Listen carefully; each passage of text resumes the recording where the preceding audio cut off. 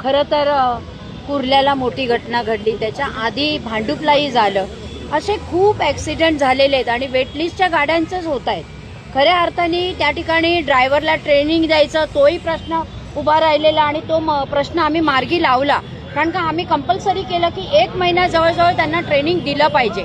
पण या ठिकाणी एक वेगळंच आपल्याला कळतंय की या ठिकाणी जो ड्रायव्हर होता त्यांनी काही ठिकाणी म्हणजे जी बस त्याला ब्रेक लावताच येत नव्हतं, त्या ठिकाणी त्याची बस सरळ जाणार होती ती त्यांनी टर्न मारली आणि काही लोकांचे जीव वाचवले पण आहेत त्या ड्रायव्हरने. आणि ह्या ठिकाणी जे झालेत इंजर्ड त्याच्यामध्ये फक्त आता हॉस्पिटलमध्ये आता किती जण आहेत ते मी चेक करून सांगते.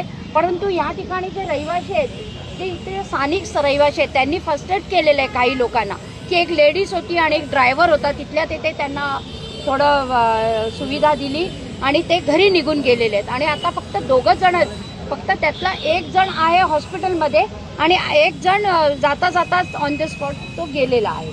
जो आहे गेलेला आहे तो खरं तर जी गाडी आहे बाईक त्याची जी बसच्या खाली गेलेली आहे आणि त्याला ते जास्त मार लागलेला आहे आणि तो गेलेला आहे असं कळण्यात आलेलं आहे. म्हणून मी ताबडतोब मी निघालेली BSTलाच जायला, परंतु ही घटना कळल्यावर मी या ठिकाणी वळली. या घटनेच्या चौकशीचे मी आजच मी चौकशीला मी मडावी म्हणून आहे, त्यांना खरं सांगितलं की 2:30 वाजता सगळ्या वेटलिस्टच्या गाड्यांचे जे मेन ओनर्स आहेत त्यांना बोलवा आणि त्यांना आज बोलवून एक मीटिंग घेणार आहे. GMला पण त्या ठिकाणी माझ्या कॅबिनमध्ये मी बोलवणार आहे आणि ह्याच्यावर कुठेतरी ठोस कारवाई होणं गरजेचं आहे. कारण का ह्या ॲक्सिडेंट लगातार जास्तीत जास्त व्हायला लागलेले आहेत. ह्याच्यात काय आहे तर आपला आम जनतेचा जीव जातोय, तर हे होता कामा नये आणि म्हणूनच आपण त्या ठिकाणी स्ट्रिक्टली ॲक्शन घेणार आहोत. कुर्ल्याच्या या घटनेनंतर खरं तर या इलेक्ट्रिक बसच्या संदर्भात काही चाचपण्या देखील केल्या जाणार होत्या, जेणेकरून असे अपघात का घडतायत आणि कशामुळे ड्रायव्हर लोकांचं यावरचं नियंत्रण जातं. कारण या अपघातात जर आपण पाहिलं तर अनुभवी ड्रायव्हर होते, 43 वर्ष त्यांचं वय आहे आणि अनेक दिवसांपासून ते बसमध्ये कार्यरत देखील होते. मात्र त्यांच्याकडनं या घडलेल्या घटनेनंतर पुन्हा एकदा या इलेक्ट्रिक बसवरती प्रश्न उपस्थित होत आहेत.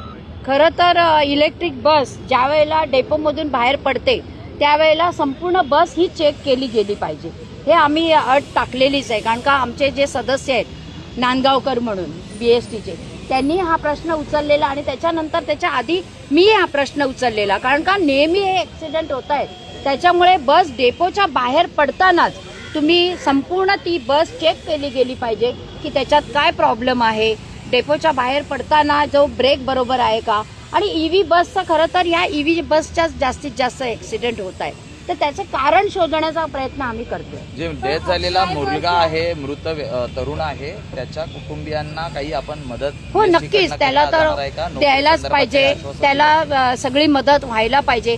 मग बेस्ट असू दे या कॉन्ट्रॅक्ट बेसिसवर ज्या बसेस असतील त्या असू दे, शेवटी जीव हा महत्वाचा आहे. सामान्य माणसाचा आहे, त्याचं घर आहे, त्याची फॅमिली आहे, हे सगळं बघितलं जाईल. BSTचा जो तांत्रिक विभाग आहे तिकडनं सुद्धा आता माणसं कमी होत चालल्यात, नवीन भरती होत नाहीये, त्यामुळे कुठेतरी बसची जी चाचपणी आहे वेळच्या वेळी होत नाहीये, त्यामुळे असे जे प्रकार आहेत ते घडतात. तर यासाठी काही महत्त्वाचे निर्णय घेणार आहेत. महत्त्वाचे निर्णय आम्ही घेतलेलेच आहेत. कारण का गेले 4 वर्ष आपण कुठेच भरती केलेली नाही आणि आता आपण भरती करतोय. आता जस्ट आपण 500 कंडक्टर आपण भरती करतोय आणि ड्रायव्हरची आपण भरती करणार आहोत. जेवढ्या पण भरत्या आहेत त्या सगळ्या आपण BSTमध्ये करणार आहोत. अक्राय बसला आपण कुठेतरी स्टाफ बसणार आहोत, दुसऱ्या कुठल्या कंपनीचा आपण विचार करतोय किंवा काय? नाही, कंपनीचा म्हणजे या 2-3 कंपन्या आहेत. मग मातेश्वरीच्या बसेसचा पण ॲक्सिडेंट होतोय आणि ही आता ऑलेक्ट्राची होती, याही बसचा ॲक्सिडेंट होतोय. हे खरं बघायला गेलं तर EV बसचे काय ॲक्सिडेंट होत आहेत हे खोलात जाणं फार गरजेचं आहे आणि त्याच्यासाठी आज मी मीटिंग लावलेली आहे. GMला पण बोलवणार आहे आणि त्याच्यावर आम्ही तोडगा काढू. किती वाजता मीटिंग आहे? दुपारी 2:30 वाजता मी मीटिंग बोलवलेली आहे.